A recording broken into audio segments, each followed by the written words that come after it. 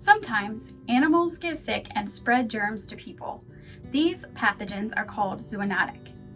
When these types of outbreaks occur, animal and public health officials work together to determine the cause of the disease to stop further transmission from occurring. Today, we are going to go through an example of how samples are collected from a sick animal and tested in the laboratory to determine the cause of the infection. In this example, the Jones County Horse Club hosts a show every Memorial Day weekend. Over 100 exhibitors attend, and many of them camp for this 3-day event. After returning home from the show, a horse suddenly became ill and died just a few days later. A total of 16 horses at the show became ill, and 10 of these horses died soon after showing signs of the disease. The other 6 horses were euthanized to prevent the spread of the disease, because 3 exhibitors became ill with respiratory and renal failure just a week later. Health officials were notified because this pathogen spread between horses and people. To prevent further spread of this disease, to determine the pathogen originated and how people and horses became infected, a sample was collected from an infected horse and sent to the laboratory. The sample must be kept cold in transit and frozen at ultra-cold temperatures in the laboratory to preserve viable viruses if they are present. Now, there are a lot of different laboratory tests that can be used to determine what pathogen is causing illness. But one of the most common is called the polymerase chain reaction, or PCR. The PCR test can be compared to a copy machine. PCR makes copies of small portions of DNA, or deoxyribonucleic acid, and detects if copies were made, and sometimes even the number of copies that were made. Specific short pieces of nucleotide chains, called primers and probes, are used with Taq polymerase, which is derived from a heat-resistant bacteria, and other enzymes to make millions and millions of copies of the target DNA. To do so, the primers must match up with a complement of strand of the DNA, and a machine called a thermocycler heats up and cools down all of the enzymes and DNA together to allow for the DNA to be torn apart and reconstructed to make the copies.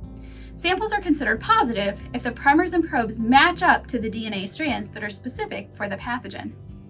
In a diagnostic test, the primers and probes are made to match up very, very specifically with a pathogen causing a specific disease to determine if that sample is positive or negative. So getting back to our example.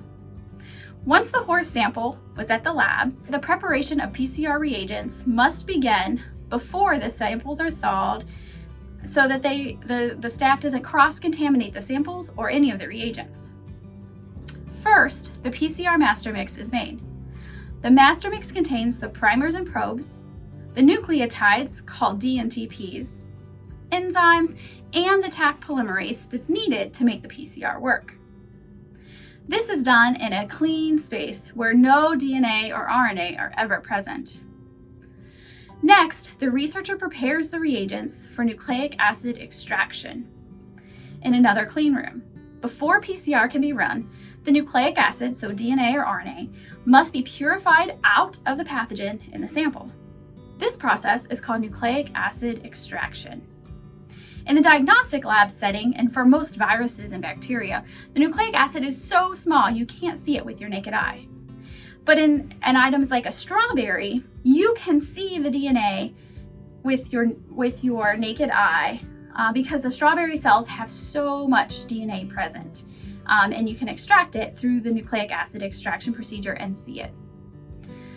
Once all of the nucleic acid extraction reagents are prepared and all the master mix is prepared, the samples that were taken from the horse are thawed quickly and immediately start testing through the pipeline. A small amount of the sample is added to the nucleic acid extraction lysis plate and put into a machine called a MagMax to complete the nucleic acid extraction. This machine can extract DNA or RNA from 96 samples in less than 30 minutes.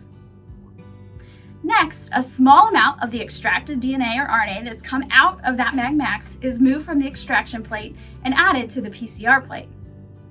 This plate is then placed into the thermocycler, and the parameters specific for that individual PCR assay to test for a specific pathogen are set on the machine. The thermocycler runs for about an hour and a half and completes at least 40 cycles of heating up and cooling off to make those DNA copies. First, the initial DNA present in the sample is denatured, which means that the DNA is separated because it's heated up. Next, the specific primers and probes anneal and bind to the section of the DNA that it's targeted to and that we're trying to copy. And then the nucleic acids are extended to form the new strand of DNA. At the end of the run, the lab members can look at the curves generated by the machine to determine if the sample is positive for the pathogen they were testing for. If the pathogen's genetic material were present in the sample, the primers bind and a curve appears on the screen. If the pathogen's genetic material is not present in the sample, the primers could not bind and the sample is negative.